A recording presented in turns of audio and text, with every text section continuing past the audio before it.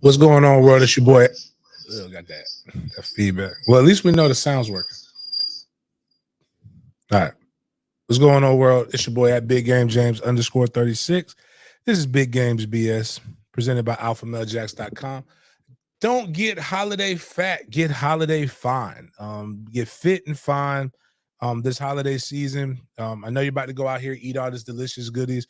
Shout out to this because tomorrow is Turkey Day, which for whatever reason, people are besmirching turkey. And you're better than this. What did turkey ever do to you guys? Like, we need to glorify the meat that's done so much good for us in our lives. But I want to know what's your favorite in the comments. Please just put what's your favorite holiday meal. What are you looking forward to the most during this time? But don't get holiday fat, get holiday fine. Alpha Male Jacks you do not have to be a male. You can be a woman. Go there, alphamalejacks.com. Type in to get a consultation. If you're over the age of 30 years old, they will help you. They'll put your labs in. Obviously, you have to pay for your blood labs, but they will give you a free consultation, reading over it. And what we can do is create a game plan to make sure the back office of your body is working fine. So we need to work out. You need to do different things. You need to be getting 30 minutes of exercise. I think in 2024, what I'm going to talk with Christina and some others about is let's put together a game plan to where we can all just individually do some different things. May even have a little challenge going on. I know everybody likes to do New Year's challenges. We will be done with college football soon. So we may even just put come up with different goals and just have a 90-day challenge to see, not about weight loss, but more so about putting ourselves and making our bodies more functional. We'll come up with some goals and some different things. And we'll even have maybe nutrition. We'll have a nutrition tracker for some of you guys who wonder about diet plans. We'll have some of those things available for you for a nominal fee, a minimal purchase. If you're an all-in member, I'll make sure you get one for free. If you're if you're a certain level member, we'll get you up to those different things. I want you guys here forever. Plus, I kind of need you guys, like if you're a member, like if you're dead, you can't be a member, right? Or does the card keep getting swiped? How long before they cut your cards off when you die? Anyways, forget about that. But we'll come up with some game plans, simple workout plans, home things. Actually, during this holiday season, when I get a little bit more time off and when I'm starting to travel, I want to retrain my mind. And I was talking to my son's godfather, former track star at University of Kentucky. Got a little fluffy too, but shout out to my guy Gordon. But he don't look like it, but that motherfucker could skedaddle though. Like, in fact, he was too big for how fast he was when he was trying to go back pro, and he ran like a 10-2, and he like messed his quad up, missed qualifying for the London Olympics because of that injury. But he wants to get back. He wants to get into training, and I want to help. I kind of want to get back into the training sports performance business, but I don't feel like doing it. But like if I got somebody else who could do it full time that I trust, now I can send my son to somebody. But there's a guy, knees over toes guy, that has some really good alternative methods for joint health and things like that. And I'm a big proponent of adults not necessarily needing to lift heavy weights. Like that is a pure dick measuring thing. Like as a guy who can lift a lot of fucking weight, I ain't putting all that shit on the bar no more. I just want to be able to have my knees not be bad. And I already got shit that's going to be fucked up one day because of hits. But regardless, all that to say, it's going to be a comprehensive plan with alphamalejacks.com. So check it out. Let's get you guys started. I also need y'all to tell me, what the fuck do we do differently on Monday that we don't do on Wednesday and Friday? Because have you seen the numbers, Miles, of the Monday shows? Like the Monday shows has been like the last month have been like, I don't know if y'all just ready to hear me say some wild, crazy shit about the other people. And then just hump day, y'all just be like, all right, fuck it. And then Friday, y'all like, all right, we need that fix again before we get in. I'm curious to know that. But I'm inside the world's greatest cigar lounge. And the reason why we were late, I was talking to my business partner, Scott, about other different things. I thought that said Q to Q. Que lo que. Ah, that's some Spanish shit. We're inside the guest lounge. I was up here singing karaoke. We're gonna get Tuesday nights going back again. I'm gonna try to make Tuesday nights official. If you're in Jacksonville, come fuck with me on Tuesday nights. I'll get you a drink for free. Let's come holler at your boy on Tuesday nights. We'll vibe. We'll get something relatively if you come hang out with your boy on Tuesday nights up here at the lounge, especially with coaching kind of starting to come to an end. Hopefully it'll be hopefully it'll be come to an end in 2 more weeks, but it is coming to an end relatively soon. I still love the fact that everybody comes in and greets each other, says good morning. Good morning, Lisa. Good morning, Eric. Good morning, Aaron. Good morning, Wayne. Good morning, Tank. Good morning, Brian. Good morning, Angelo. What up, all dubs? Good morning, Rob.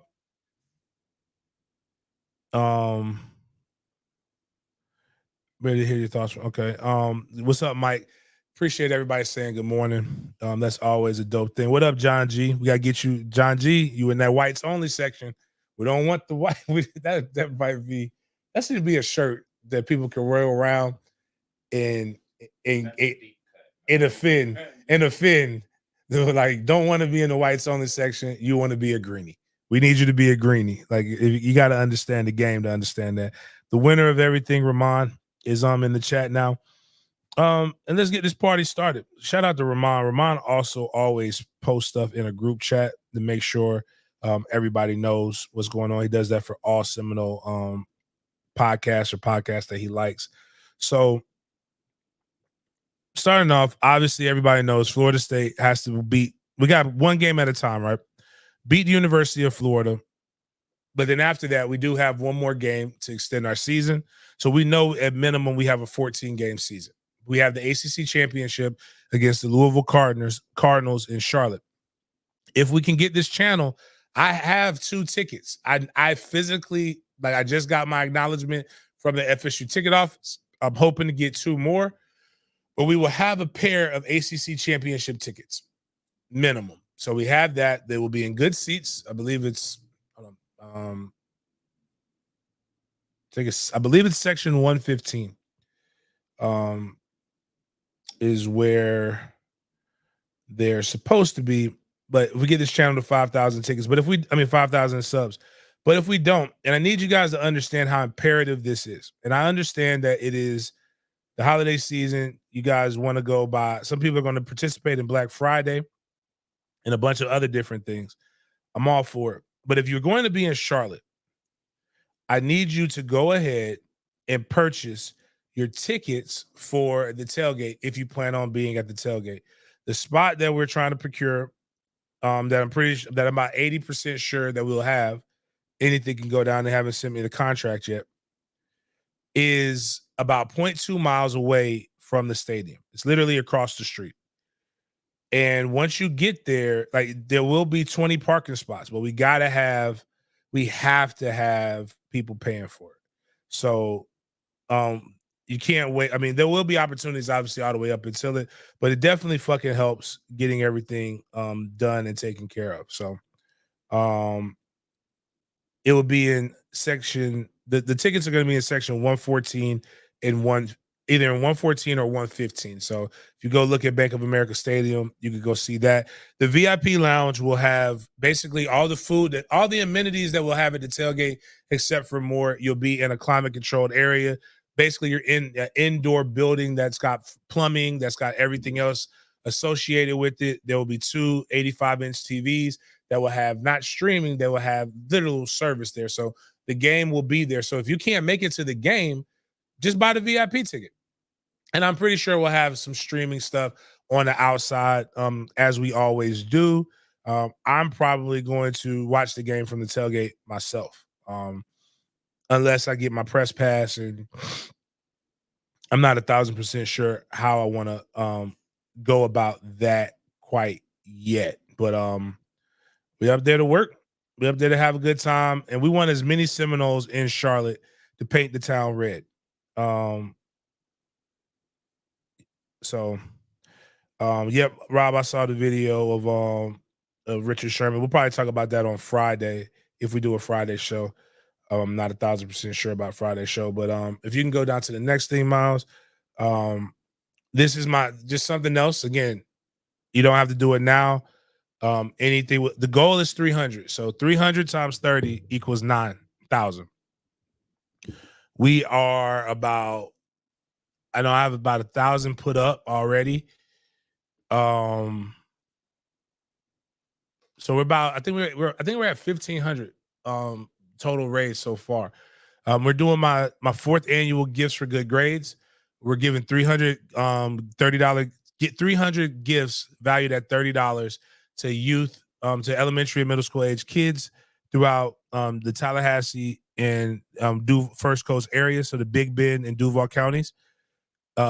Kids who made good grades, made great progress in their citizenship.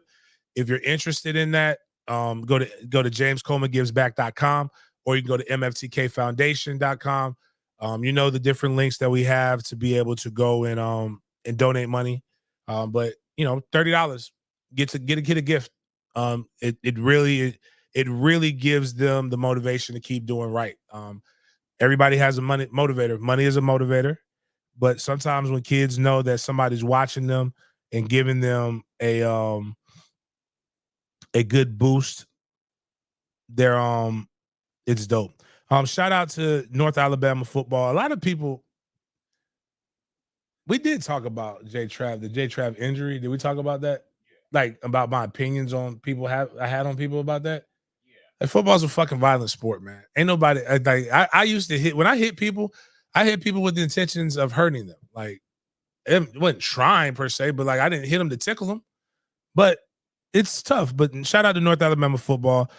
Because Florida State football put up J Trav's note. But they said our sincere thoughts and prayers continue to be with Jordan Travis and FSU football. We have nothing but tremendous respect for for what 13 means to Florida State and to college football. We wish Jordan nothing but the best. But J Trav put up, I truly cannot thank everyone enough for the many thoughts, prayers, messages that have been sent my way. I've been overwhelmed by the support from my teammates, coaches, the Florida State community, and those all around the world.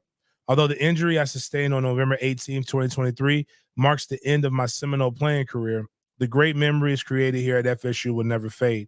Being the quarterback here at Florida State has been a dream come true. I am humbled, honored, and forever grateful. The journey this team set out on is not over yet, as we set all our goals as all our goals set lie ahead. I'm excited to be by my brother's side every day as we continue our attack. We're all we got. We're all we need. Job not finished. Go Noles. J Trav was at practice today, so he's out of the hospital. And all those different things, man. Like, shit. I thank God for college football. Like, Florida State you have to have insurance to play college football, right? If your parents don't have insurance, they like sell you an insurance policy, a minimal one for college students. They sell that. And then but the school has a supplemental insurance, so you don't have to pay anything. But man, shit, boy, I'm a free game by big game, right? I'm going to give all you guys, I'm not even getting the check. I have to sip on this real quick. I'm going to get a check. I'm going to get one from them because of this. But this is right now, this is just from my heart. If your insurance isn't State Farm, I want you to consider changing insurance companies. Unless you have USAA, then you probably have the best insurance. But State Farm has a policy. Hold on, let me make sure I read it exactly to you because I have it for me and Trey Cole. But after seeing this fucking bill,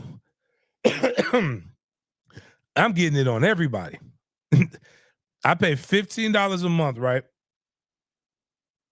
I'm logging in. I pay $15 a month. And for that $15 a month, if I ever have to go to the hospital or get admitted to the ER, I get a check for $3,500. And I wasn't going to submit the policy. But woo, what I saw, and then I went back and I thought about the time in that ER, baby, I was on the bed where they were trying to put a needle in my arm, and the guy was like, "So hey, you have a $250 copay?" How would you like to handle that right now? We could bill you a little bit later, but you got to pay. Can we get a little bit about you now? And the man was so nice about it, but he was going to get some money. He wasn't going to just let me walk out of there without paying some of that $250. But I paid the copay. But I got the bill yesterday, like in the mail. It cost $10,000 just to go to the goddamn ER without insurance. I'm looking at all that shit. I'm like, these motherfuckers is crazy. That's entirely too much. Entirely too much goddamn money to be paying.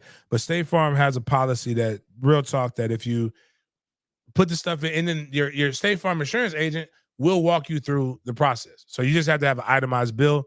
So I got my itemized bill, and goddamn, I'm about to go get that motherfucking money. Trust and believe. As much as your kids fall down, as much as all that other stuff happens, check out your State Farm insurance agent.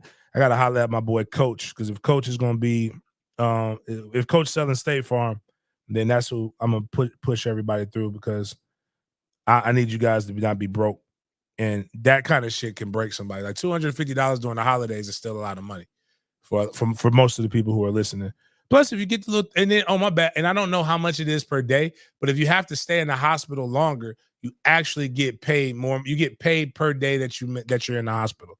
So moving into Florida, that just made me think about it. Moving into Florida State, Brett McMurphy announced. Well, he didn't really announce it. The Bros Award, people announced it, and they put their 2023 semifinalists. Alabama's offensive coordinator Tommy Rees. Actually, to be honest with you, he should get it because their offense has been really, really good. Florida State's defensive coordinator Adam Fuller. Really don't give a fuck about the rest of the people on this list, because we're going to stop at Adam Fuller, because Adam Fuller is the guy that everybody says. If you go to the next one, mine's actually kind of a cooler graphic. Yeah, it's the same thing, that graphic. Adam Fuller is the guy that everybody bitches and complains about, or has been, and they haven't done it recently, but ain't much change. But as what we say, as for me and my house, we are unapologetic fans of a Fuller D. So shout out to Adam Fuller for just being great at his job and being a great overall guy, man. Like, just a good sport. Yeah, y'all be besmirching the fuck out of his name, man. Like, since he been here, I just never even understood the hate. Another award finalist, and we probably won't see Jay Trav in any of these things anymore because of the injury. But the Biletnikoff Award semifinalist, if you don't know who Biletnikoff is, he's one of the best wide receivers to ever play the game. The award is named after him, named after the former Florida State legend, which is funny because nobody brings up Biletnikoff as one of the greatest players to ever play at Florida State. There's a whole fucking award named after this man. But whatever. Biletnikoff is that, and it's been a long time since we've had a FSU Seminole be a semifinalist for the nation's top receiver. Brock Bowers with UGA, Luther Burden, who just Florida fans know who the fuck he is. Keon Coleman is listed in the top semifinalist. Shout out to him. That's Killer's favorite player. And yeah, two things I could use against Killer. And I used to be on the train like my father that I don't want my kids thinking a fat white man is giving them gifts. But then I thought about it. I can make Santa Claus whatever I want to make him, but like at the same time, it's a very good motivator. Right. So I tell Kai when he starts crying and whining and acting like a baby, say, hey man, I gotta pick up the phone. I'm gonna pick up the phone and call Santa. This kid will stop doing everything he's doing and being like, no, don't call Santa. I need them Legos. So yesterday we tried something. It was cute and it worked. I said, all right, man. You ain't gonna. I said, I'm gonna tell Keon Coleman, because Kai is a big Keon Coleman. I don't know if it's the initials thing, but Kai's a big Keon Coleman fan. Like, the boy just goes around singing, chanting, Keon Coleman, like just goes around chanting it. And I said, man, you know what? I'm gonna tell Keon that you're acting like a baby. No, don't tell Keon I'm acting like a baby. Like he really, but then again, that's not out of the realm of possibility for him because he really is just like, Dad probably could call. If Dad could call Santa, I know Dad could call Keon because I see Dad at all the Florida State stuff. But it keeps me from spanking him. So like I can either whoop him, or I could threaten to not tell him Santa's not getting him on toys, or I don't know what the fuck he thinks Keon's gonna do, but like Keon is his super. Everybody needs their superheroes, man. And shout out to Keon Coleman for having a great season. Big news just got announced though. Got dropped at 9 just an hour ago from the Sports Business Journal. They stole my whole fucking flow, word for word, bar for bar. Matter of fact, I got to send this to Chris. And I can't say they stole it because they've flirted with this idea numerous times. When they first talked about leaving the ACC to go to the Big 12, or it was a couple other conferences, they flirted the idea of making the they're going to have the ACC network, but the FSU is going to have their own network, much like Texas had. Texas had the Longhorn network, and that was the thing that they came to an agreement with the Big 12 to be able to help them stay there because it was about money. Obviously, the ACC put a kibosh in that. They decided not to do that. Well, now FSU has their own streaming network that's about to hit, and it actually launches December 4th, so right after the ACC championship. So, which I think is a cool concept, great idea. Allows them to obviously bring in more money because now you can have on your streaming network, your streaming platform, you can have all of the advertising revenue come into you. So it's another way to make millions of dollars. Another way you could even charge it. So Florida State is teaming with Connected Television Group, which meaning they're going through a third party, a video on demand product that is expected to launch December 4th with exclusive FSU all sports content. It will be available on Apple TV, Fire TV, Google Play, LG, Roku, Xbox, as well as desktop and mobile devices. AD Mike Alford cited the network's capability to elevate the distribution of FSU original content globally as a primary factor in the initiative. The CRO of Connected Television Group ran point on the deal. The Las Vegas-based company also has streaming network deals with Texas A&M as well as USA Swimming and The Volume, Colin Cowherd's network with premium podcasters. CTV can distribute content that is either live or on demand. Those networks feature advertising and sponsor revenue models. The company has been working with motorsports and collegiate stuff. So basically, actually, all this is now that I'm reading this, is shoot. This actually opens up the door for quite a few things for Florida State. Now that I thought about this from a capitalistic standpoint, Florida State can't compete with conferences that are going to give $100 million, get $100 million a year. But what they can do is they can figure out a way to make more money. And Florida State, the brand is already what it is. And maybe we do try to go the independent route. If you have your own streaming network and your own platform, you can, and that's why everybody's watching shit anyway. You know what I'm doing? I'm paying $10 to not have to watch Florida State on the CW. If I gotta watch it from my phone, I'm paying $50 to get the all 22 of an FSU game on demand, so that I don't have to worry about watching the condensed version. Because the condensed version of the games, when I do my breakdowns, they skip plays. It's a little annoying. Like it'll be like first down, and then all of a sudden it's like the other team has the ball. And I get it, they're cutting out commercials and like it. Well, you know what we need? We need TiVo again. TiVo used to cut out commercials for you, And that would have been the perfect thing. I could just TiVo that bitch. The more we get, the more technology we get, the worse we get. All in all, that's good news. A lot of good. It gives Florida State a lot of different plays. And the game of capitalism is played by leverage. Right now, it's an extra revenue stream. We own secondary rights to all of our stuff. Anybody remember? Anybody used to remember it was the Sunshine Network? I used to love watching myself on the Sunshine Network, and you got to you got to listen to Gene Deckeroff's broadcast of it. So like now you'll be able to hear not the television broadcast, but you'll probably be able to hear bar none and damn, I keep forgetting I keep forgetting New Gene's name. Yeah, I know our play-by-play guy. I can't believe I keep forgetting his name. I got his number in my phone. I talked to him. Motherfucker's awesome. Forgive me. Forgive the hits. Forgive me. It's the hits to the head. I'll get you in. You'll be embedded like Gene. Now to talk about keeping the theme about Florida State.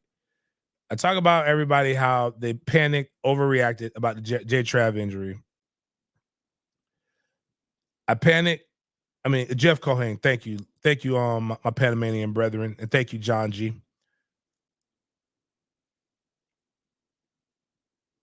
Everybody talked about, oh my God, that was a dirty hit. That was a dirty hit. That was a dirty hit. And overreacted. Not a lot of controversy. I keep trying to tell you guys, ESPN knows exactly what they're doing to you guys. There's been the threat of Florida State dropping out of the college football playoff for a while now. But the reality is, play the game how it go, and you're going to be fine. Beat Florida. You got to eat the food on your plate and then worry about dessert later. Right now, Florida State is ranked 5th in the college football playoff rankings. And I'm not going to hold you. A lot of the stuff, the excuses, and a lot of the things that the analysts made are bullshit. But let's be for real. Washington has played 4 ranked teams. They beat 4 ranked teams. Yes, they did not play very well against Arizona State, did not score an offensive touchdown. No, they did not play very well against those ranked teams. Yes, we could probably beat the fuck out of those ranked teams that they played outside of maybe Oregon. But the reality is they've played 4 ranked teams, or 4 teams at least that are currently ranked, but they were ranked when they played them and they defeated them. This thing has a way of working itself out. Honestly, I think the way where they got it wrong is only ranking Washington at 4th by that logic. By that logic, Washington is better than both Ohio State and Michigan. I think Georgia keeps it because not just the fact that Georgia is Georgia, but Georgia is the defending back-to-back national champions, and they have not seemed to have made a drop-off low enough to where they can't get back to that. Florida State, the guy came out and said Jordan Travis' injury had nothing to do with Florida State's dropping and everything to do with Washington State's playing. I just think they're doing this because Ohio State and Michigan are brands. But guess what happens this weekend? Ohio State and Michigan play each other. Somebody's going to drop out of the college football playoff after this loss. And that's going to bring Florida State back into the top 4 if we take care of business against the University of Florida, which is all you need to worry about. Every goal is still there, and we have our own internal issues that we need to be trying to evaluate, give analysis to, and give positive vibes and positive energy, because all you're doing with the bitching is setting it up to where if we do, which is could happen, it's a possibility, we do lose to Florida. All you're doing is giving fodder to say this is why we didn't put them in. The ranking is supposed to be a projection of what's going to happen. But there's a ton of other nightmare scenarios. Ton of them. Ton of wild fucking scenarios. Because I believe there's 5 games that are played with in the next 2 weeks where the top 10 play. It's going to every year since I can remember the last 2 weeks of the college football season, nothing goes according to plan. It's why Cincinnati crept in last year. It's why TCU shouldn't have been in because they lost their championship to Kansas State, who they had beat before, but lost in the close one. But still, they were able to get in because other people did not win like they were supposed to. I need us to I'm focused on fuck the ranking. Where are we going to be on December 3rd when we do the bowl selection, the college football show? You know who but right now, here's what we need. We need Louisville to beat Kentucky. Because if Louisville beats Kentucky, let me go pull up the top 10. Louisville's ranked 10th right now in the college football playoffs.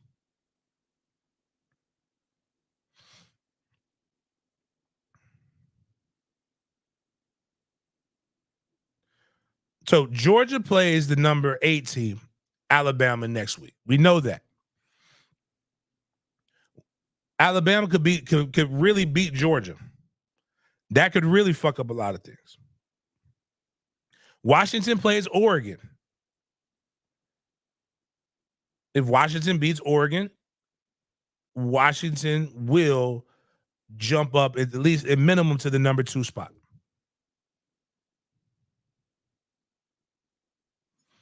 Oh, my bad. Louisville is ranked 9th. FSU plays Louisville. What are we worried about, guys? In Michigan, the winner of Ohio State and Michigan has the Big Ten championship to worry about.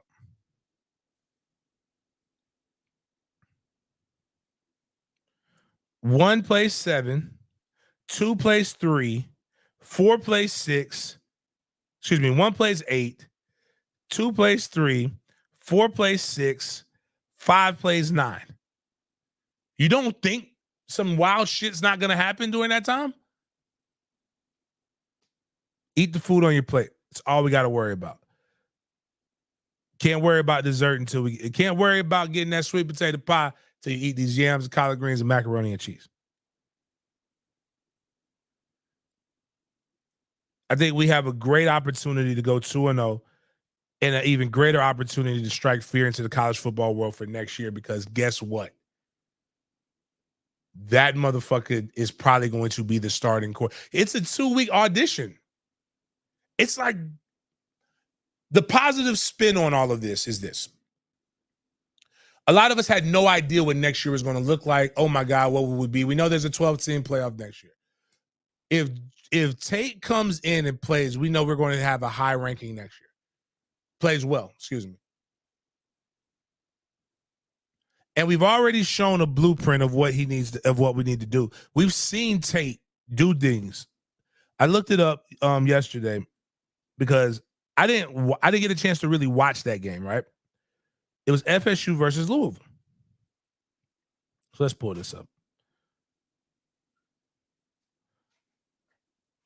FSU versus Louisville 2022. A game that he came in that Florida State was losing when we got to that point. We were down 21-14 going into halftime. Florida State ended up winning that game 35-31, tying the game up in the third quarter, scoring 14 points in the fourth to Louisville's 10 in the fourth in an exciting game. I was wondering how Tate did, and it was actually pretty decent. But it's ironically the same strategy that I know the University of Florida is going to use against us. Tate went 6 for 10, 109 yards, 2 touchdowns, and 1 interception. Trayshawn Ward had 10 carries, 126 yards. Trey Benson had 10 carries, 70 yards. Lawrence Toafili had 6 carries for 20 yards. We ran the ball 37 times that game and threw it 27. Johnny Wilson had a day. He was having a good game before Tate went in, but when Tate got in, he had an even better day. And luckily, we're playing a team that doesn't have great corners, and the corner that saved the game, that saved the day, our secret weapon, our Hydra agent, and Javaris Brownlee was over there. And if you don't get that reference, then you go watch, read comic books, man. It makes you a better person. D. Shaw, yes. We will have a show after the season with my potentials to come back. And a lot of times, you guys know, if I say something, I have it on good authority. But I'll tell you who I think is coming back. I think Mo Smith, Rob, Jaheim, Toa, and Johnny. But I've said this consistently all year. Everybody keeps saying we're going to lose a lot without looking at our top players. They're all juniors. They all could come back. Cypress. Only person I think won't come back is if Keon comes. I would tell my nephew, hey, man, listen. Or my son. He's old enough to be my son. But I wasn't over in the boot. I wasn't in the boot around that time. I can promise you that's not my kid. Got a little crazy. Got that look, though. But he has a neck. Have you noticed his neck? Like, go look, Miles. I know you on your laptop. Yeah. Type Keon Coleman in, like, or go look at one of his videos. I was looking.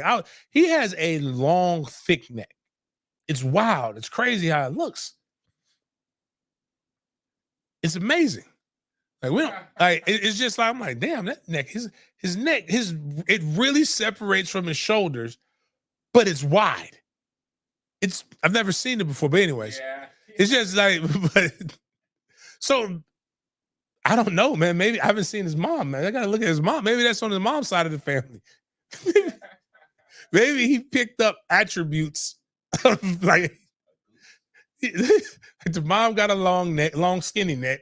Daddy got a short, thick neck, and it just boom, everything just it just worked. But Keon has this look that he has.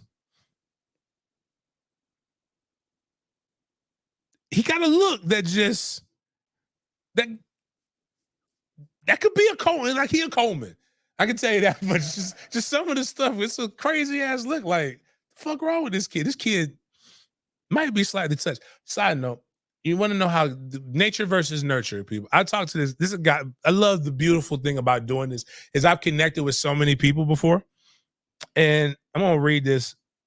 He listens to the show, but I've told everybody this story. Like I legitimately have a younger brother and a younger sister that I have absolutely no relationship with them. Like not that I purposely do it. I didn't find out about them until I was good and fucking grown. And my guy told me about my brother, and his name is Josh. And he's good friends with him. And I'm gonna read this to you. Because he told me, I thought about it. He was asking me for some tickets to the Florida game. And I finally seen him. Me and this guy have talked, but he's supposed to come to my tailgate. I was leaving the last game, and I finally saw him, and he brought up something. He was talking, blah, blah, blah. So he actually got a chance to meet Trey. He's like, I asked him, he said Josh was coming to the UM game. I said, did Josh come to the tailgate for UM? He says, a lot of stuff to say no. And this is what he texts. He said, I'm not going to lie, man. Y'all's personalities are way too similar. I've seen this man knock out multiple people through our days growing up. Y'all some physical, hard-headed motherfuckers. I only know this about you because you say it. Plus, watching you play through the years, I told him the same shit. He's a guy, and I told him, knowing my father and the stories I've heard about my father, like, it's got to be something that's genetic. It's passed down. He said, things I've seen Coleman do, I'm sure you have some stories just like it. Apparently, he's got a World Star video out there somewhere from Stetson's from years ago. I'll say this, I'll never fuck with someone with the last name Coleman. Y'all motherfuckers built different. And I was just like, so yeah, he's in, just a lot of other shit. But it was kind of cool to hear that, because I'm thinking That motherfucker really, because what better way for me to be a terrible dad, right? Than to find out that my son is Keon Coleman. I would love, man, I would be, man, son, come here. It's like, I got to joke about my dad, like, without being in there. I'm a great kid to, like, have fucked over and want to come back because you can get a lot of perks now. It's like, you won't get as much perks as my mama gets. My mama is the queen of the tailgates. But just, just things that I think about that I guess everybody else, probably normal people, don't think about that kind of shit. But I joke, Keon is of literally no relation to me, but I am a big Keon Coleman fan, and probably nobody's a bigger one than Kai. But I would definitely tell him not to come back. You'll get paid. Moving forward, we'll talk more about Florida State game matchup. I'm hearing reports from some of my sources, and if you know me, I got them good Florida sources. I was hanging out with the motherfucker the other day. Wingo is supposedly not going to be playing this game. If you remember Wingo, I think we showed him on here, the LSU running back, destroying him, absolutely leveling his ass, like goddamn, you're supposed to be an NFL linebacker getting fucking molested on the football field by a running back. That's not supposed to happen, but he's not playing. They're down 2 of their tackles. They're supposed to be starting a young man who grew up in Orange Park, who's from this area. Be a hell of a fucking day to start your day against Jared Verse and crew. I believe that they're going to literally try to only throw the ball 15, max 20 times. But if they throw it 20 times, that's too many. And just, some other different insights that I will give you guys about that game if we do a Friday show, which we probably will. But going into Miami, Miles, you listen to Dan Le Batard every day, right? Yeah. I believe it's a good show through Miles. I don't listen to Dan Le Batard. I don't listen to a lot of people, but I see the clips, and the clips are fucking hilarious. If I did listen to another show, it'd be Dan Le Batard's show. They're based out of Miami, right? Yes. Miami fans. Yes. Miami all Miami sports fans, I would assume, right? Yes. But definitely Hurricane fans. For sure. Now, my take on Stugotz, outside of having an amazing name. Okay. Shit. I got to pause. Can you put up this comment right here? I was going into Miami, but now it's okay. But this is why we do these things, guys. So BC, no, before I get into this, it's not a diatribe against you. I understand your point. We're going to read it and I'm going to analyze it, but I'm also going to tell you that there's video proof that what you're saying is wrong. And how I know it's video proof that you're saying is wrong is that at 1:15 yesterday for members, there was we did a live video breakdown. We do this shit every Monday after a game. Live video breakdown. Offense and defense. We go over this game. That gets put on the channel for everybody to watch and consume at 6 p.m. So there's literally an hour. Well, this one's 54 minutes. There's 54 minutes of me explaining why people are wrong. And I'm not saying you're wrong because you don't know. Kind of don't, but the reality is this. Magicians always say the easiest way to trick somebody is to get them to look at you because the hands move faster than the eyes. And a lot of times it's not just that. A lot of times you don't know what you're looking for. And what we see, I even put a still shot on Twitter. And he actually threw an incompletion on that play. Where it is literally the perfection of what you want in a pocket. Literally, the running back picked up the linebacker. It was a perfect arc. Now, is our offensive line Alabama's offensive line? Georgia's offensive line? Do we run the ball like Wisconsin runs the ball? No. There are 5 elite offensive lines in college football on a year-to-year basis. That being said, Do you know our offensive line is up for the Offensive Line of the Year award? Oh, wow. Like, it's one of those things where I always tell people I can tell who you listen to by the way you respond to things. So I'm prefacing this before I go into this. And I also want to know in the comments, anybody who agrees with, who is your best offensive line? Like, who do you, I want to, like, who do you, what do you view at, I'm Alabama, Georgia should be two of the tops. I think Wisconsin, because they always have a good running game. And when you watch it, even though they lose, they still have, I think it's more of a philosophical reason why they lose. I don't know about, I haven't watched enough Michigan and Ohio State, but when I look at it, yeah, where they breed these big ass motherfuckers, man. It's a reason why Iowa every year. How the fuck do they do this? Every year, Iowa has a first round left tackle. I don't understand. They have won the under, I think, 10 times in a row this year. They are unbelievable. Now, and here's why UGA and Bama have the best offensive lines. It's got nothing. It's got nothing to do with strength and conditioning. It's everything to do with recruiting. Look who these motherfuckers bring in. Oh my God. Now, all right. The game of football is violent. There is going to be pressure when you bring more people. Like, for example, there's 5 offensive linemen. If I bring 6 defensive players, guess what's going to happen? Somebody gets free. They bring more than you can block. Somebody should get free. If the quarterback is sacked, that's on the quarterback. There are 2 times that we gave up 2 sacks in that game. One of them, Tate Rodemaker did this thing where you drop back. Now, people talk about 63. He got beat, but he got beat to the outside. Every tackle, every player is taught, if you're going to get beat to the outside and you run the arc. Matter of fact, defensive players know it, so they have a drill. If you see those big hula hoops, they're running the arc because that's the path that they know a tackle is going to take them.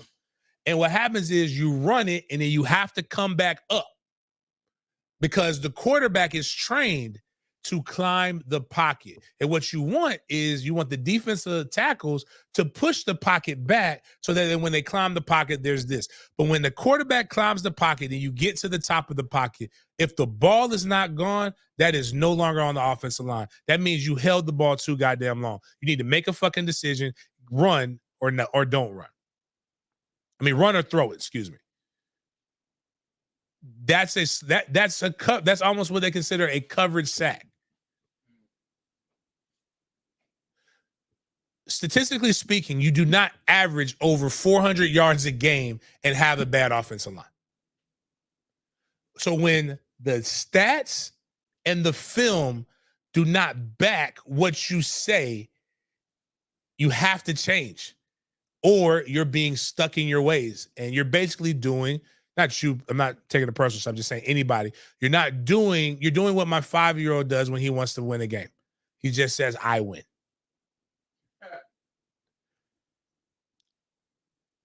Everybody's entitled to their own opinions, but you're not entitled to your own facts. I think if anybody wants to know what the problem with America is, the problem with America is way too many people worried about how they feel and not enough people are worried about the actual facts of what actually is happening. That being said, can our offensive line improve? Yes. Somebody said we look bad in the run game. And there are times when we do, and it's not necessarily the offensive line, it's the concept. When we have the GT pull, whether it's a power or a counter, our backs are entirely too fast hitting the hole. In fact, we meet the second puller in the hole, which is counterproductive. And it's easy for me to say that in the comfort of a studio. That shit is a little scary when you're actually on the field and when they're live bullets. Won't even hold you. I coach running backs and I tell my running backs all the time, you have to be patient. You're hitting the hole too fast. You're fucking up the blocking scheme. And that happens way more often than not. I can't tell you exactly which one to go to, but what I can tell you is every Monday I do a breakdown and I don't know, anybody listening, can y'all, is it raw? Is it real? Anybody who watches it, like, I'm not over here saying Oh, well, that's just that. It's literally, I tell you what happened. I tell you, based upon my knowledge of coaching and playing football, what should have happened, and if it's good or bad. I even tell you sometimes that we lucked up on a run.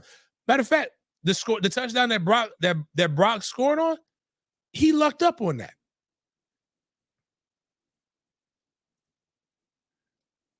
That our offensive line is nowhere near as bad as what people. It's it's a, but they can improve. Also, if you don't believe me, believe the nerds. Pro Football Focus actually grades our guys out. Everybody raved about Miami's offensive line, right? When they played us. Guess which offensive line group scored higher in that game? They raved about Miami's offensive line and defensive line.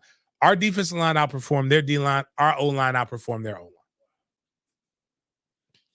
We're just very critical of what we love, right? But as I posted on Sunday, and as my family can attest, and it probably gets on their nerves, but guess what? They love it when it comes holiday season. They love it when it comes birthdays, and they love it when they get to do wild and crazy shit like go chase Pokemon in New York City on a random September day and miss school. That's a great play. Can we show that? I watch an insane amount of football, like an absurd amount of football weekly. And I gotta watch the NFL. I gotta watch college. Can you show it to me on the other one so I can see it a little bit better? Oh, never mind. That works. So here's the best offensive. This is Georgia, right? Now this is Georgia. So this is the best offense. I am going to say this is the best offensive line in the nation. All right, let's see what the best offensive line in the nation does when we come here. So pause, Miles. So this is, go back a little bit more because I want to see if it's just power G or if it's a GT. Go a little bit more. I got to see the first step of the running back. I'm going to give you guys a preview. This is what the fuck we do on Mondays. So you can actually learn. And I'm trying to help you guys be smarter when you go brag to your friends so you can brag differently. All right. That's cool. They're motioning to, we call it sidecar at Mandarin. Sidecar to the left. Go ahead. No, we're good because he's going to the other side. Push play. All right. So it's not a counter. This is literally just GT. So if you look at where the running back is right now, he is behind the second puller, which is where you want to be at. So now he should be able to make a better read. Now, right now, we're double teaming the guy on the end. One person is supposed to go off to the next person, if you see the linebacker. But I think he's going to try to, that little gap right there, he's going to try to squirt that gap. But he didn't. So, but if you look, that double team didn't get to that linebacker. This is the best offensive line in the nation. It's not a fucking easy thing to do, but he should have. It was there. So the first puller kicks out the end man on the line of scrimmage, which is the corner getting, go back a little bit more, the corner getting demolished. Yeah. Oh, now it's got to load. Sorry about that, guys. The first guy did his job. The second guy slowed down, didn't do his job fast enough. So I'm telling you, you don't see it, but we're waiting for it to scrub. I feel like we're in the 90s again, man. Like, what the fuck is up with this? Fuck it, whatever. The second guy, long story short, is the second puller doesn't get to where he needs to be at. And if you look at the running back right now, where's the running back in relationship to the second puller? He's in front of him. Right. Now, I think there's a guy behind him. So I understand. But if that guy wasn't there and the running back is behind the second puller, there is a fucking alley right there. And that's the way the play is designed. Actually, now we got a better. So we'll see. Now that you know. No, go back. God damn it. Oh, no, that guy was there. That guy did dive at him. Okay. You don't see him in the frame until the end. No, that's the guy who made the tackle. So, right, we're here right now. It's at 73. 73 is supposed to block the guy who's making the tackle. And he doesn't. 73 goes and blocks. Okay. Go now. what we just talked about, the tag off, the double team to the backer. Right. 73 blocks the guy who was supposed to be blocked by the double team. Do you see how that it's not an easy fucking concept? It's literally the best offensive line can't do it consistently. Let's watch it again. This is what you got. They not. I've done this shit before. Now we're doing this same play a lot. We do more GY. So we'll do a guard and we have Jaheim Bell coming. So we got just as GG. So first guard kicks out the end man on the line of scrimmage. He's supposed to be there. Double team is supposed to go there. If everybody does what they're fucking coached to do, who's making the tackle? Not a soul. Is that a bad offensive line or is that just bad execution on that play? Here's the thing about football.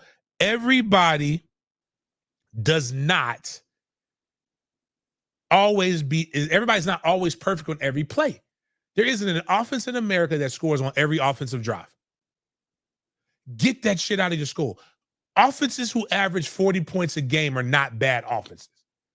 That's a really good offense. It's a reason why the statistic was Florida State has had 13 games with 30 points or more. You know why that's an impressive statistic? Because it's hard to score 30 points. Do you know how many opportunities that people get typically in a game? You get 8 to 10 drives every game on offense. That means you have, 56 to 70 points per game that you should be off. If you're an elite offense, that's what people's mindset is. But that's not how the game works. Players fuck up. I'm going to take that offense every day and twice on Sunday.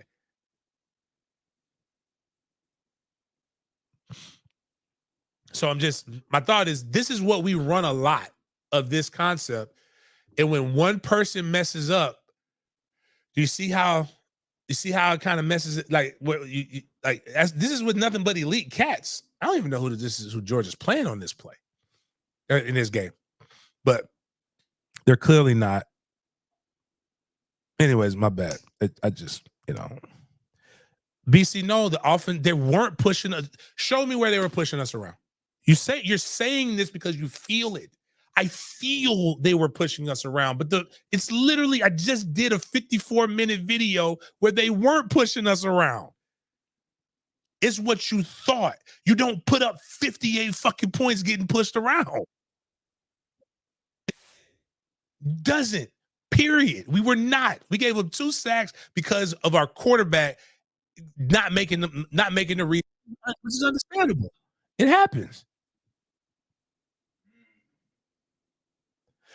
You don't. All right, bro. Again, this is the thing right here. This is what I was just talking about. So now I am directing it at you. When faced with facts and evidence, you are going to say, I see, I feel. Perfect. You got it, bro. You got it. Literally. Matter of fact, fuck this. Miles, go pull up go to our YouTube because I want to get the views. We're gonna shut this down. And I want to see the UNA thing. Ah, fuck it. No, I don't. Never mind. We're not finna demonetize this shit. Fuck that. Never mind. Change my mind. Change my mind. We're not demonetizing this. Bottom line is, go watch the video. It's literally play by play. If you still feel the same way you feel, it's a reason why you don't play ball. I don't really know what to tell you. If our offensive line stunk it up, I would tell you there are times when our offensive line does mess up, but they did not bully it, push us around. It would have been breaking down UNA, but it would have been it actually would be an upload. Oh, it has the Knowles win thing. But yeah, but I don't want to. I'm already going to probably have to delete that Georgia shit. So I don't want to go through all of that. But we're the only fan base that's undefeated that wants to feel why we shouldn't be undefeated. Like I don't really think. Again, you've been brainwashed. And what the fuck what do I know? But it is funny though, with it though, that and actually Clemson did do very well, but it's because Clemson has 4 defensive linemen that are going to the NFL. I got news for you. NFL players make plays sometimes. But even then, let's see what that game was. I don't have those stats off the top of my head. It's like I would always say, Florida's going to make plays. This is why I don't ever pick anybody to go. That's why I've never picked the shutout.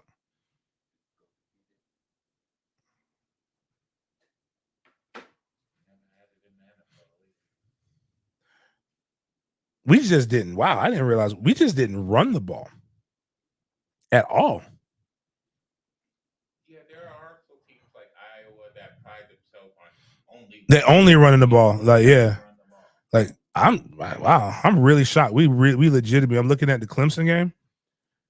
We legitimately just didn't run the ball.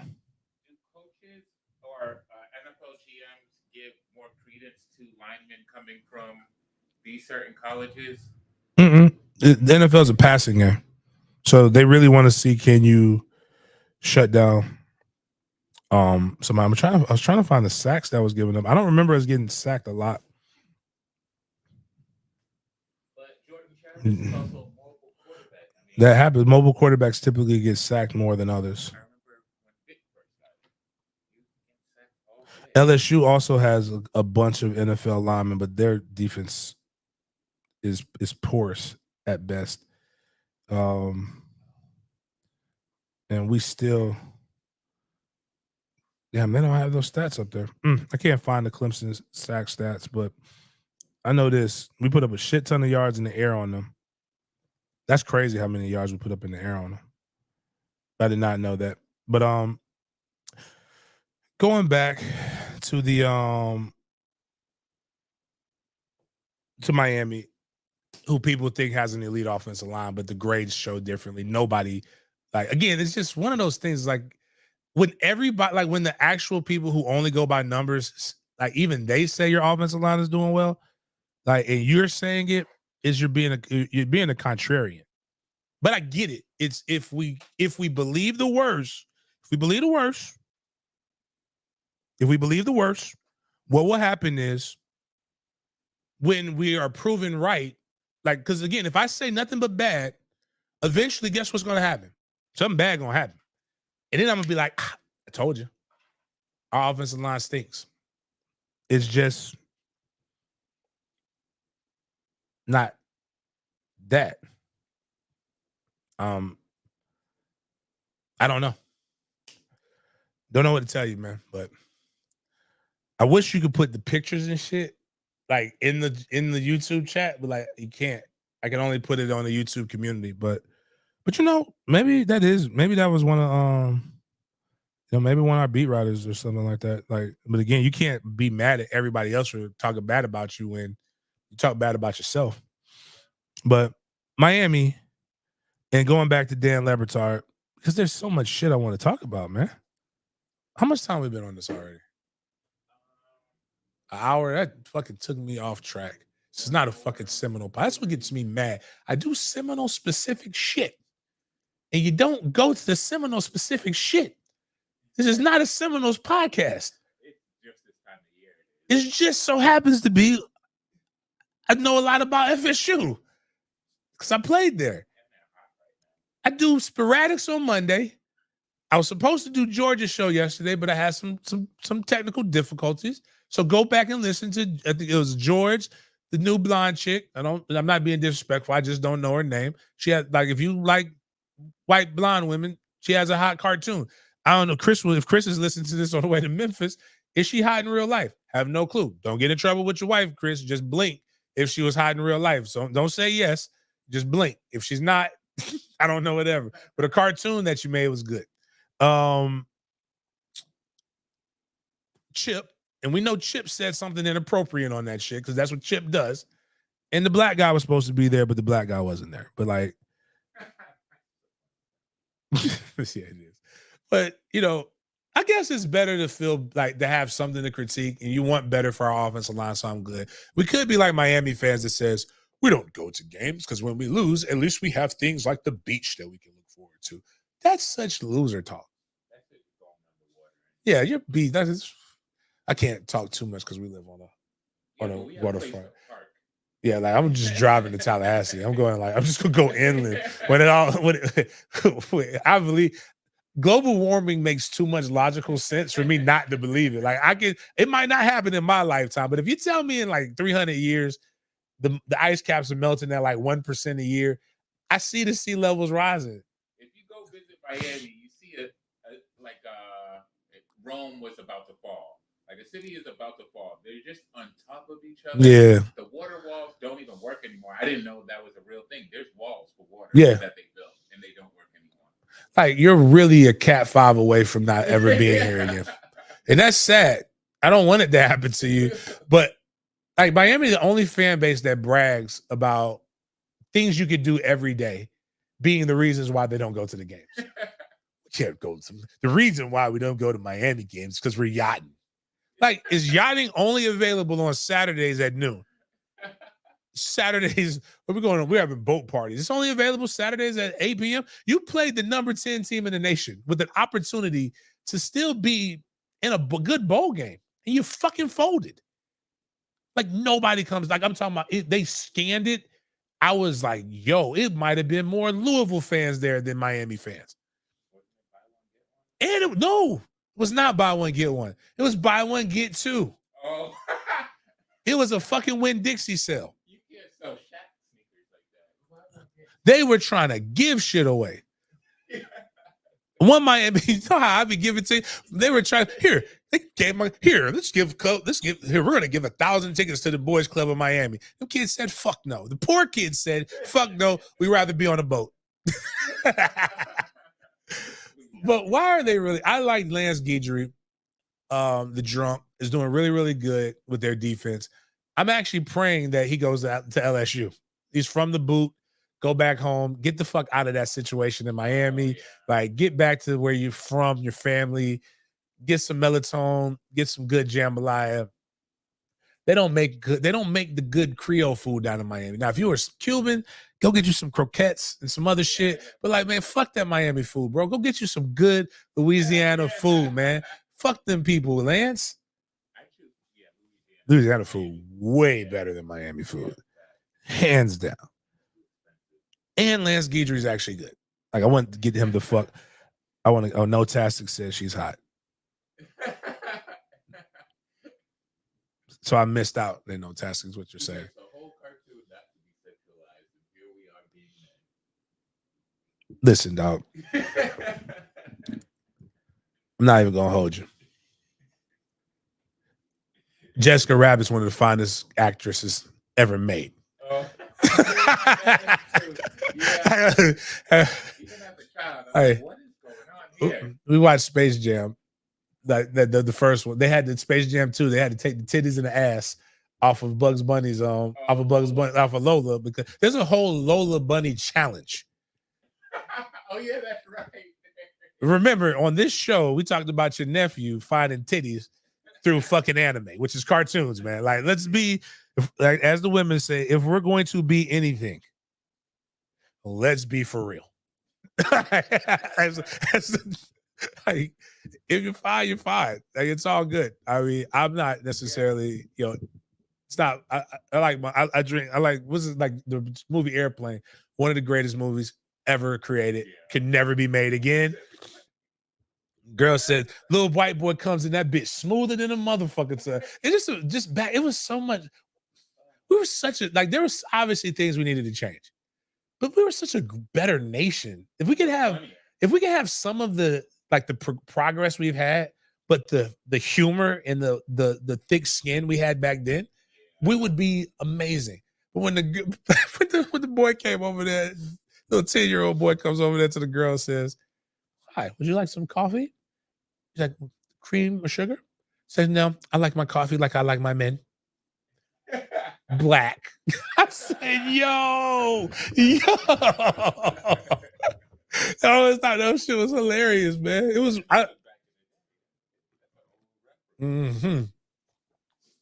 It's called Tall, Dark, and Handsome. It ain't Pale, Fat, and Short.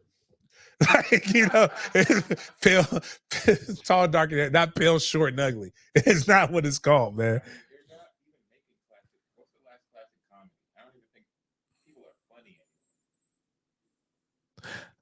We said what we were doing for Tate, right? It's cakes for Tate. Cakes for Tate or Florida Tate University.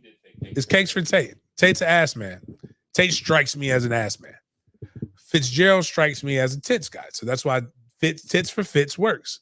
Cakes for Tate is what we're going with. And if it doesn't work, then we'll get better. I love Florida's DC. Somebody literally took all my jokes, like the Barstool and everybody else is taking my shit about the Florida's DC. Really? Because I'm gonna be upset if that's true. Like people like put on there, like I put on there that he looks like shit. Oh, I did this on Twitter. We were like, he looks like Louis. And there's like he looks like he I mean, like, he looks like he mops floors at McDowell's. And if you look at Coming to America, and then so somebody puts his face on the fucking person from McDowell's, man. Fuck them guys, man. Give me at least. I don't even ask for money. I'm not gonna do what Boosie did to the fat sad rapper Rod Wave. Like I'm not even gonna ask you to give me money, but at least put the goddamn podcast on it. Give me a link, dog. But I completely. Oh, I'm trying to get to. What I'm trying to get to is Miami. What Dan Levitard said about fucking Miami and why they stink. If you can play that for me. Or Stu Gatz said it. I think Stu Gatz is kind of fun. Stu Gatz is growing on me. I like Stu Gatz. He has some takes. Yeah, he's not supposed to be taken seriously. He's a character, but he's sometimes serious.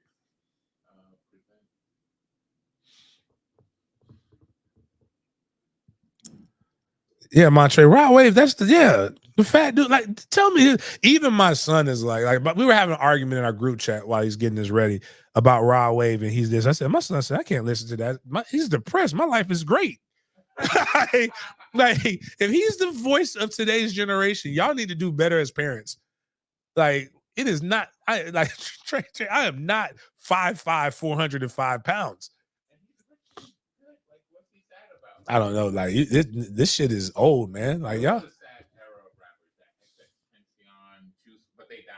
That's what, man. When I listen, I'm like, how the fuck are y'all listening? This shit is sad. Get back to the. But then one person brought up, I grew up in an era of guys rapping about selling drugs, and now we have an era of the people that they sold drugs to, their parents. So it explains a lot of shit.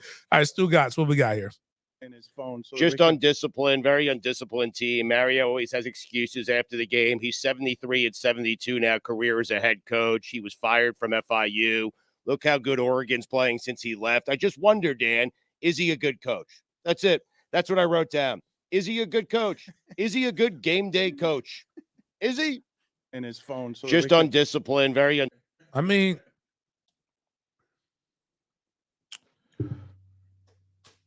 gotta give him 3 years. But it might be 73 and 73 after this weekend, man. Let me go back and look at this. I'm gonna give I know Luke goes back and listens to these on the rewatch. Shout out to my guy Luke. I'm gonna give Luke props, even though Luke was the critiques are real, but he explained to me why he's a Miami fan and why he was a Florida State fan. And I can respect it. Oh. Well, Miami doesn't have to worry about snow anymore. So, solid. 37 degrees is the high. That is, fuck. Like when last time we went to Boston was with, was it 5 years ago when Tag got fired? 2019. Yeah, 2019 was when last time I went. And I was supposed to go to the Boston College game. I had my press pass, I had everything. I don't even think it was 37 degrees. It was just cold as fuck. And I went out the night before to go hang out with the Seminole Club. And then I was on my mother-in-law's porch and I get hit in the face with a wind that was so disrespectful. And if anybody knows about cigars, You can go Google the price of a Behike cigar, Behike. It's a Cohiba. It's a very, very, very rare cigar, very expensive. And I lit that bitch up. And when that wind hit me in my nose, I threw that bitch over her over her porch, and I walked my ass back inside. It was so cold that I didn't want to move. Like I just said, she was like, "You're not gonna get up and catch an Uber to the game, James. You're not gonna get up and catch an Uber to the game. Fuck no. I'm gonna sit here in my jammies with this blanket, and I'm gonna sleep." I was like, "I'm just gonna watch it. I want to be warm. That's what I want to be." Like, kudos to those guys for playing, man. I could not do it. Like, oh yeah. The only thing you could do in that is so, and this is dangerous, by the way. Like, you could actually die. You can overheat. But they have no grease Vaseline, like that you can put on your skin, and it clogs your pores. So it makes you warmer, but you can't, because you're not sweating. So like it's stuff that like when you can see it and it looks like they're ashy, but like that's what the players are doing, and it keeps you warm. And what my position coach did, this is the torture. This is why I'm so grateful. Coach Sexton said he don't do fumbles no matter what. And when you wear sleeves get wet and slick. And then in that kind of weather, the cold, like you can get a little frosty there. And so it increases your chances of fumbling. So he don't do sleeves regardless. You cannot wear sleeves with Coach Sexton. Do you know how miserable it would be to not have sleeves on, even if it is a high at 37 degrees at that point? Yeah, that scratch. That is terrible. I know, why does Johnny Wilson, why does he wear the big sleeves? I don't know. I think that's just his thing. It's just loose. It looks loose. It looks stank. It looks like it's not even. It's dress code. Like I don't want to. I mean, Johnny Wilson's a good guy. Like great kid. Like very like how he treated the blind kid. My God, Jack treated him great. But like Johnny's dress code is horrible. Like I would never. Like I'm not looking at Johnny Wilson as a football player. Like man, I got to get fresh like Johnny Wilson. It does. It does. But I always know how to spot him. Besides being 6'7" or whatever. Sad day in Miami right now is that Tyler Van Dyke was in a long media session yesterday, and Barry Jackson put that they asked him straight up, is he returning to Miami next year? And sad day for Florida State fans, because he declined to comment, and he says that he's like I don't play well when I look too far ahead. And he's not even sure if he's going to play in the bowl game. We want you back, and this is what I'm willing to do. I'm willing to get with John Ruiz, and I'm willing to come up with whatever the best possible situation to be able to bring Van Dyke back. Like I want Van Dyke to be success. I want him to be in Miami. Yeah, but I don't care. I'm just trying to keep Van Dyke back, man. I want him here. Yeah, so whatever. Yeah, Van Dyke is scared while Emery is gutsy and risking his career. Van Dyke is taking ghost sacks. That was wild. I just can't push it. So the last thing we'll talk about, and I do want to talk about coaches bucking back, but we won't get into this. And there's just so much stuff with Dion. Dion's in his feelings, man. Dion is in his feelings. He had a kid named Talon Chandler, 2024 offensive lineman. He flipped his commitment from Colorado to Missouri. That's tough because that's a place where he said he's going to really target and he's going to bring in some new people. He's got to recruit. Obviously, he only has 9 commitments now. He's behind Colorado State. and all of that. Yeah. He's like the 70th ranked recruiting class for a guy who does recruiting very well. Like everybody's damn near done. Like at this point, like at this point, I think he should go recruit my running back. I would be a very big fan if Colorado gets my running back. I think he'd be good out there. Washington State didn't just beat the fuck out of Colorado. They played like walk-ons. Like they were getting after it and getting good quality stuff, developing players. Dion has done a lot of questionable things as a coach. And I did want to talk about it on Monday, but just Dion's tone, I guess we'll go with this. Dion's tone has changed since he got the job to when reality set in. And this isn't a gloating moment for guys like me.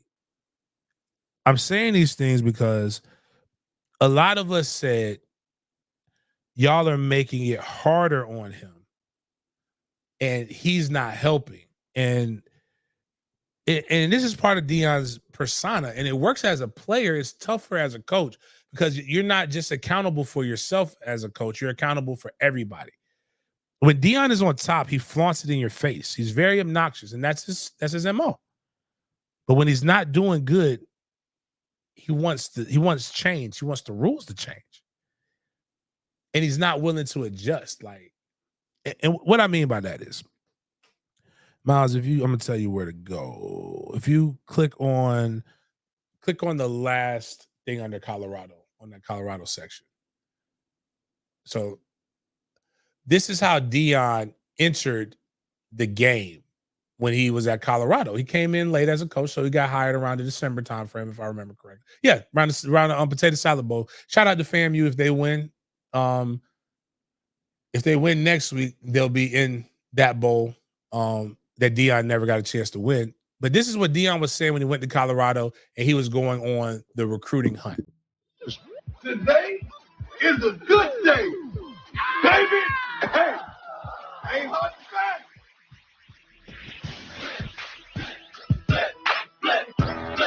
So this was a year ago. And around this time, he had a very notable commit and a kid who flipped by the name of Kamani McClain, who everybody was supposed to be going to the University of Miami. I thought he just flip like I did. His quote was, "I ain't hard for recruits. I ain't hard to find.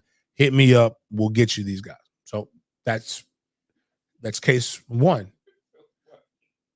Now, if you go down, that's how Dion entered the game. Now let's listen to what Dion said the other day. And somebody got mad. And this is the problem with you guys who know football go to that same video. And just go back and we'll go look at the quote tweet. So click on that. This is Deion Sanders' mouth. Now, when I put this on Facebook, somebody put really. Dion defenders refute. Like, I don't like people who are overly critical of Dion. Miles, there's times when I've defended Dion. Yeah, they only get 10 views. But then Dion says stuff that's you can't defend. Now, we just listened to what Dion said a year ago. Coach Prime on recruits, which is what he asked people to call him, not Dion or Coach Dion, but Coach Prime on recruits who decommit and the recruiting process. Now, he says this after a kid decommits from him. He didn't say this when he was flipping kids. He said this after a kid. So a kid ain't even faithful to his girlfriend. You think he going to be faithful to a school? That's an emotional thing. What I wish is the NCAA would do is if you commit somewhere, you can't go on other visits. One thing about it, we are not an ATM. That's not going to happen here. You're not coming here to get rich unless you come here to go to the NFL and get your degree. Now, that last statement's not nothing wrong with that. But, okay, so now you feel that kids shouldn't take visits if they're committed elsewhere. Okay. Travis Hunter was committed to Florida State. Travis Hunter went on a visit to Jackson State while he was committed to Florida State. Travis Hunter flipped. It's cool when they do it. It's a problem when I do it. To Dion, I say this, fuck them. It's just the bullshit that people have to do, and I call this bullshit out with white coaches. I call this bullshit out with black coaches. I'm damn sure going to call this bullshit out on Dion. You don't want to go and do the hard work when it comes to recruiting. You didn't even want to do the hard work when it came to getting a coaching job.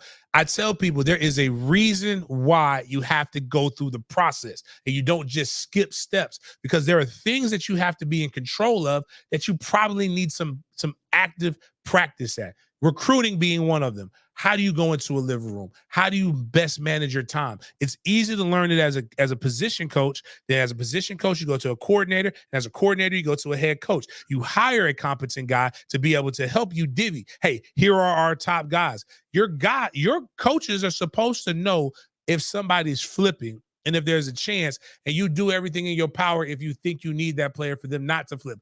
I'm not even in recruiting, but I know that shit. But what I don't like is when the rules change because you don't like it, because it's affecting you. When you out here flipping cats, I guarantee you, if Dion was able to flip Jeremiah Smith from Ohio State, he would love it. Flipping prospects has been happening since the beginning of recruiting. And it ain't about not being faithful to your girlfriend. They ain't got shit to do, nothing. Shit. I tell kids, matter of fact, the nerve of Deion Sanders, who's like, going, what is this? Yeah, they have 2 divorces? I'm not saying he cheated on them, but bottom line is you ain't with the. I say that to say is I always tell kids, hey man, you love your little high school girlfriend now. There's a 75% chance you ain't gonna marry her. So don't enjoy it, but don't get too broken up over it. She ain't gonna be here in 4 years, statistically speaking. People might say that's cold. I'm just laying out the facts, bro.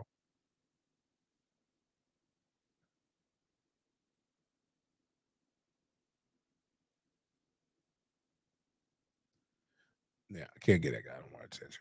I done said it so many times. But then it's not just that. Let's go to some more stuff with Dion that's changing now. If you go to, let me see the videos, Miles, that you got. Yeah, play that one right there. Now, I'm going to preface this. This is week 1. After a really good victory against TCU, which everybody said you weren't going to win. What did Dion have to say about that? Like, what was this is the energy week 1. What's up, boss? You believe that? You hold on. Oh no. Do you believe that? Huh? Oh no. I read through that bull junk you wrote down. I read through that. I sifted through all that. Yeah. Oh no. Come on. Do you believe? You don't believe. You just answered it. You don't believe. Okay. Week 1. What Dion was doing is what people call now matching energy, right? Fair enough. That being said, if you're going to be obnoxious, you're going to be braggadocious, you're going to be that, you need to have that same energy week 11. And let's see the energy now. And again, it's a long season. It wears on you, especially when you're getting your ass kicked after you was telling people we coming. We believe. We do all this stuff. You won 2 games that you probably shouldn't have won against Colorado State and Arizona State. You literally probably should only have 2 wins. There's only 2 games you absolutely outplayed the other opponent. It seemed like he got banged up. What is this? Travis is good. Is there any thought to maybe shutting Shador down the rest of the way? Shador's not that kind of player that he wants to shut down. He wants to finish with his teammates. I'm pretty sure. I haven't talked to him about it, but I'm pretty sure he wants to finish. It's a level of humility. He's tired. It's a level of humility. Is this what one season does? This is why people. This is why it was a lot. Everybody knocked the Oregon coach Dan Lanning for saying they're doing it for clicks. We're doing it for substance. We're doing it for this. It's hard to maintain that level of braggadocious in the face of getting your ass whooped. But even if you wasn't getting your ass whooped, it's a lot of energy it's all flash. And when anybody brought this up, you're hating on Dion. You just do this. Well, it is not that. I'm not one of those people who says he's done a terrible job coaching. I also don't think Colorado was truly a one-win team last year. I think when you fired your coach, you basically made those kids quit. But they were a one team. You are what your record says.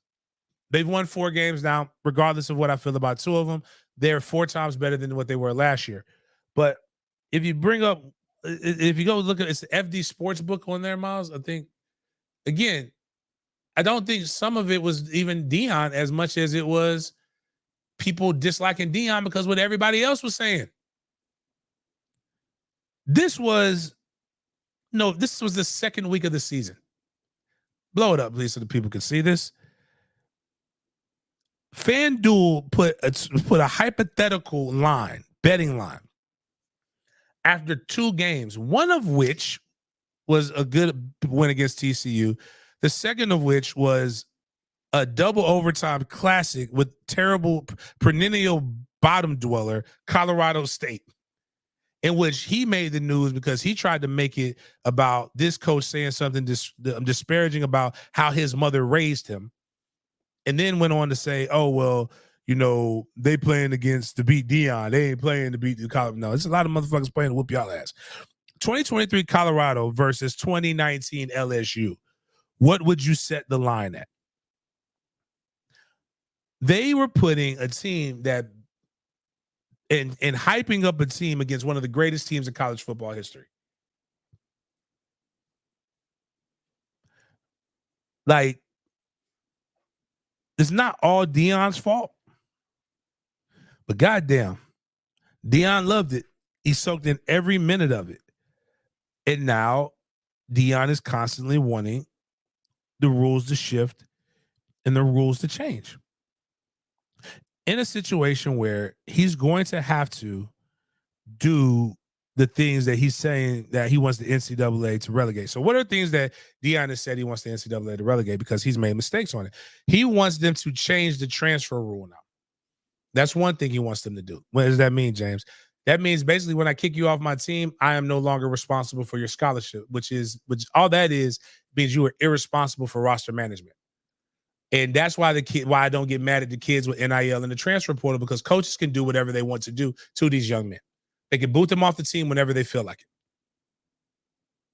But because you did not, and I know coaches on that staff, and they've said that we probably should have gone back and did a better job of evaluating what was on that roster.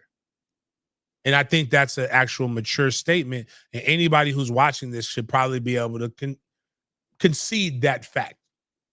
Because as I broke down a few weeks ago, they talked about the offensive line. They have 3 transfers from the offensive line. And then the rest of the backups are all guys that Dion brought in. 2 of the guys who transferred out, one starts at Florida State, one is starting at UCLA. So what that tells me is that you at least had 4 competent starters at Colorado that you could have kept on your roster had you just done a better job of not coming in saying you're bringing your own Louis. And which would have probably made you a better team. You could have probably won 2 of those games, 2 more games, and been bowl eligible and still been the darlings of the NCAA. But now, because when a kid transfers into your school, upon the second transfer, if they're not picked, you're responsible for that scholarship if they're not picked up by another school. So if they're not good, if they transferred into you, it probably means they weren't good enough at the school that they were at, or they weren't playing at the school they were at. So if they transfer out, it probably means that they're not going to be good enough to go to another school. But you want that rule to change, so it helps you. You want the NCAA to not let committed athletes visit other schools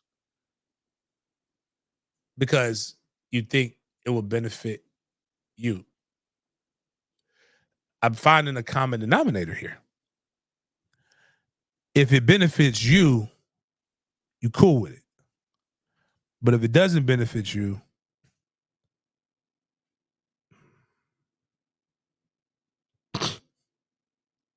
my guy are crypto bear and dope. But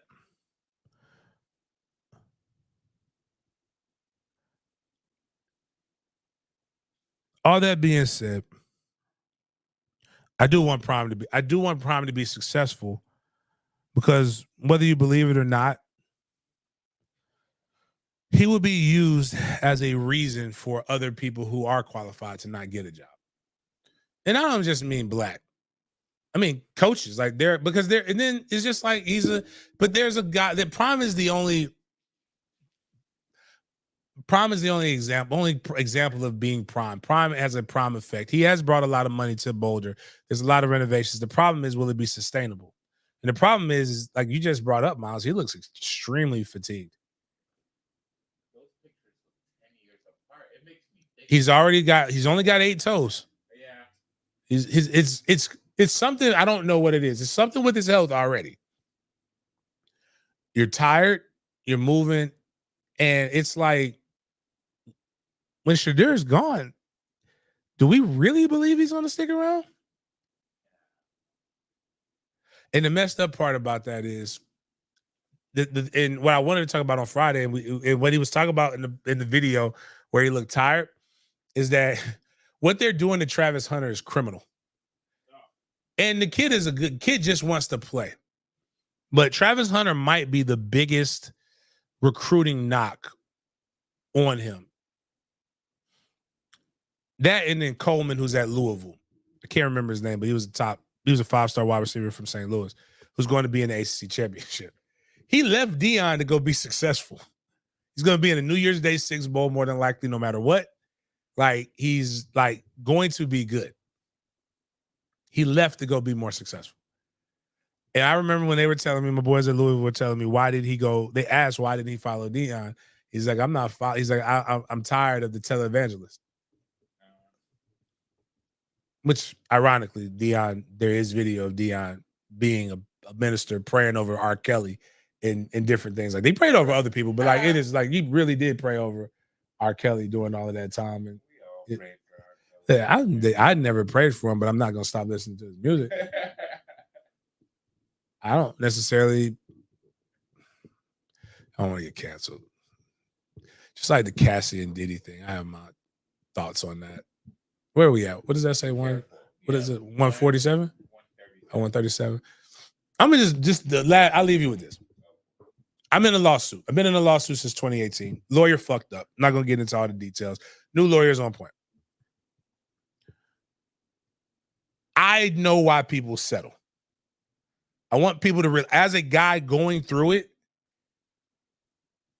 if I take it to court, it's the potential for and I lose. There's always a potential to lose. There's a potential that I can have to pay $500,000, right? When they put attorney fees in, judgment, all the different things that you have to pay when you go to court. I can promise you I ain't got that.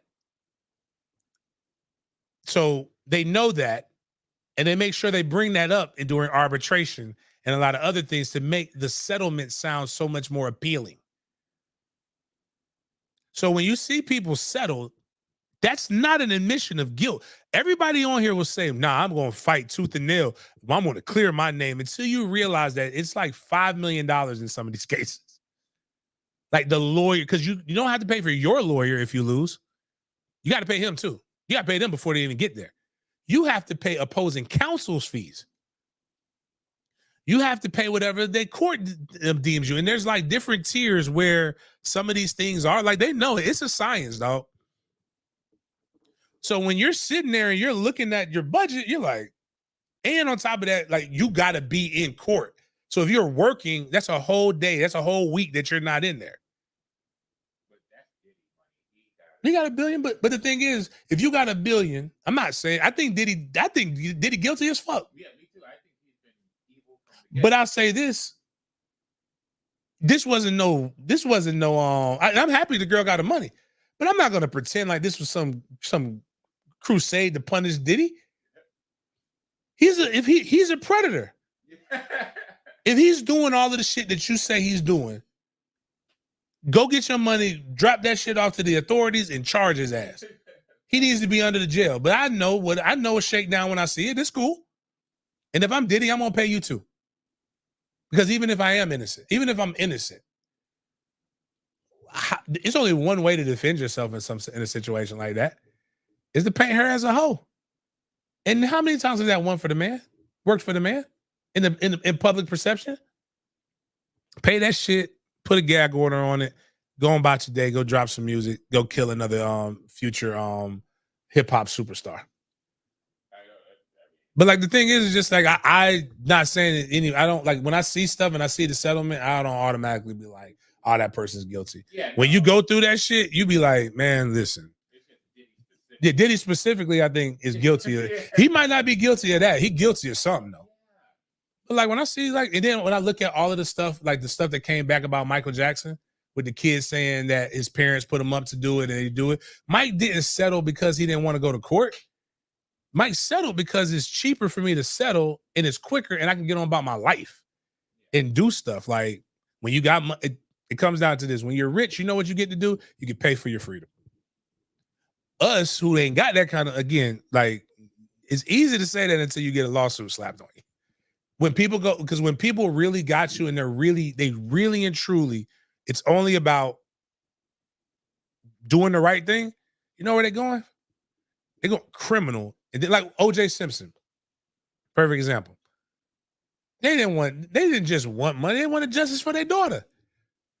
They wanted to make sure them charges was pressed. And like they did that. Then they lost. Then they went to go get that motherfucking money. Oh, like most business attorneys are gonna tell you always settle, but it's just again going through it. I realize it. That being said, I do think Diddy guilty as fuck. Like whatever the 50 said in Power, I know he dad for a long time. Whatever they said that motherfucker did, he did that shit. like I know Puffy a long time. Whatever they said he did, he did that shit.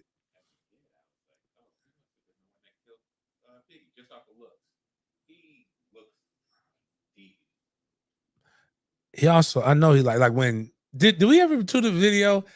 Did you ever see? We got to put this on the 50 Cent video where he says, like every time I think about it, like this motherfucker Puffy came and said he want to take me shopping. What kind of motherfucker tells a grown man he wants to take him shopping? He said, if you don't get the fuck out my face right now. See, you want to take him shopping like I'm some bitch or something. Yeah, Diddy from Harlem. Very Harlem. Very Harlem. Very, very, very, very, very, very. Oh, man. But I'm going to tell you this, though. Some of your favorite people are weird. So, on that note, man, tomorrow's Turkey Day. Take a little bit of time. Hang out with your people. Do what you got to do. Watch football. Go play. Throw the ball. Go if you're an old head, go throw the ball with the young kids, with your young nephews and stuff like that. Some of us got to work. Some people got real situations they're going through. Holiday season in general. I'm going to say don't deal with bullshit, but at the same time, if it ain't real, like,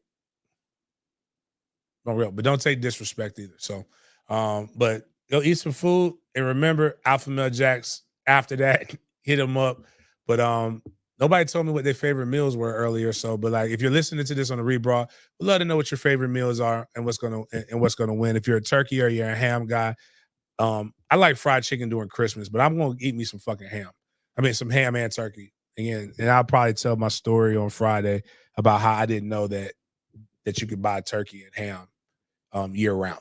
I didn't realize that. But on that note, man, appreciate you guys for chopping it up with me. Y'all have a great Thanksgiving.